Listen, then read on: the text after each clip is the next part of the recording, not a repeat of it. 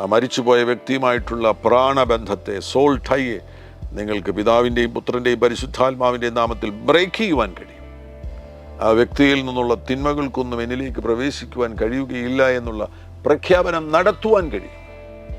മറിച്ച് ആ തീവ്ര ദുഃഖം ധാരാളം സമയം വെച്ചുകൊണ്ടിരിക്കുകയാണെങ്കിൽ, ദീർഘസമയം വെച്ചുകൊണ്ടിരിക്കുകയാണെങ്കിൽ, നീണ്ട നാളുകൾ വെച്ചുകൊണ്ടിരിക്കുകയാണെങ്കിൽ ആ വ്യക്തിയിലുള്ള തിന്മകൾ, രോഗങ്ങൾ, ആ വ്യക്തിയിലുള്ള പലതും ഉള്ളിലേക്ക് പ്രവേശിക്കുവാൻ, നിങ്ങളിലേക്ക് പ്രവേശിക്കുവാൻ, നിങ്ങൾ ഏറ്റവും ക്ലോസസ്റ്റ് ആയിട്ടുള്ള വ്യക്തിയാകുന്നതിനാൽ നിങ്ങളിലേക്ക് പ്രവേശിക്കുവാനുള്ള സാധ്യത ഉള്ളതുകൊണ്ട് ആരംഭ ദിവസങ്ങളിൽ തന്നെ ആ വ്യക്തിയുമായിട്ട്, മരിച്ചുപോയ വ്യക്തിയുമായിട്ടുള്ള ബന്ധം തീർന്നു.